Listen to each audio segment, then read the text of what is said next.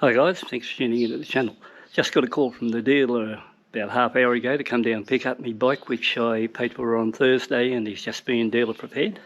So I didn't fool around, not the really best weather here today, but I decided to go down, pick her up, bring her back, and I'll put up a quick clip now on how the bike looks. So bear with me, I'll just pull that cover off and then you can see what the new arrival is.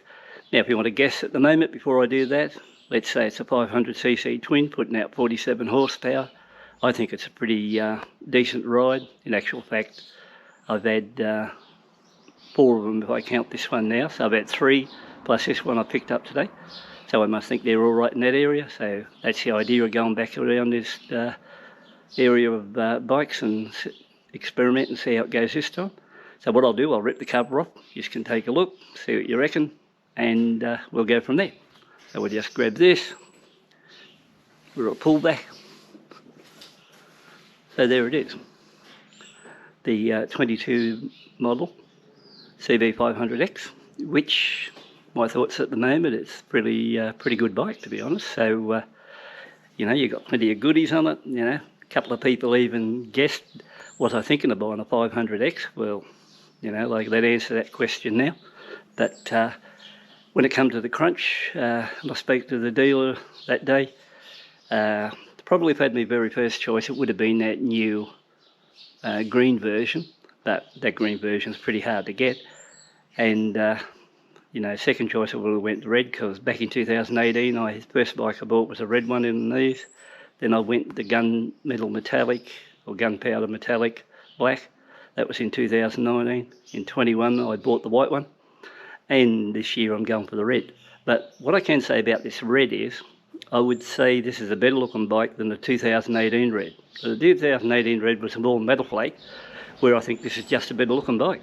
So as far as that goes, if I was going in there now, who knows, I might have looked at the green in front of me and walked past it, because I think maybe a lot of people are going for green at the moment because all the test riders overseas are riding green bikes. And I found that with Enfields too. For example, the Orange Crush 650 Interceptor. They decided they wanted to buy a lot of those when they seen the test riders. My thoughts were I wouldn't buy one, but you know, that's just my thought. So it doesn't really matter, but I will say this is a smart looking bike.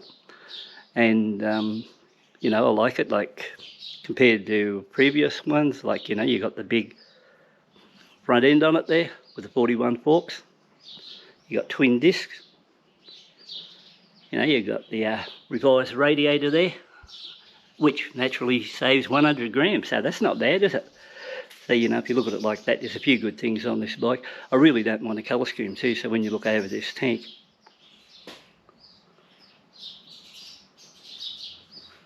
I reckon it's not a bad place to be. It's got upgraded LED headlight on it now, so that's another little thing. I really like the look of the Mudguard too, look at that. It's a pretty good looking Mudguard, I thought.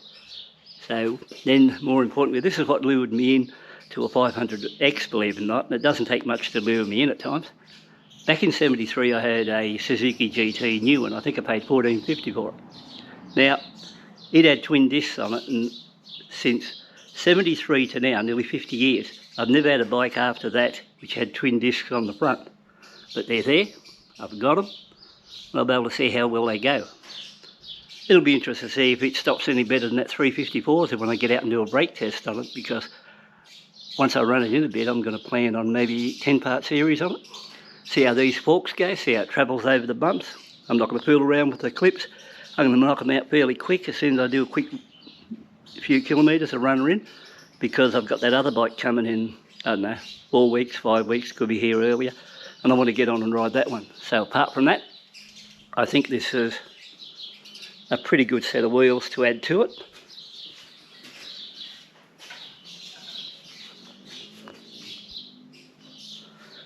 I only had one real problem when I picked it up. I found on the ride home, it's a bit thirsty on petrol, and I think it's gone through a full tank, because it's blinking here and it's only got 5 kilometres on the clock. So I'm going to have to fill the tank. When I do fill the tank, might even do a fuel economy run on the first tank and just see what it does on the run in and stuff like that. It's really well finished bike too, so you know, they put it together pretty well.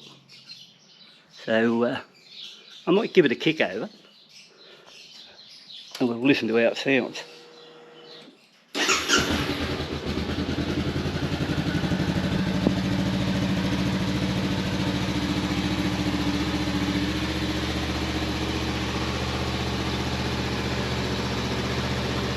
That sounds pretty sweet in the idle, and I think it's got the running lights on like the other bike too, so they're on all the time.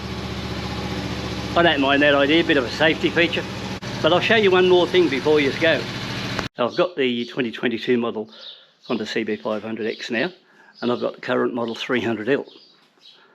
So it's only about 6 weeks old, so between them, if you look at it that way, if I want to go any long distance run and I want to take the CB500X and do 300k run or something like that, I can jump on that and go anywhere. And I know it's what they class as adventure bike or dirt, but I really think the 300L would just run rings around it, just no comparison. It's a really good bike, that 300L.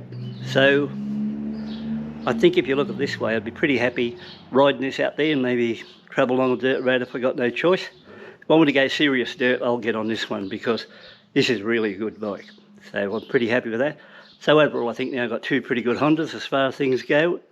And it's just a matter of taking them out, give them a run, and I suppose wait for the next bike. So once again, thanks for tuning in. Take a look. Catch you later.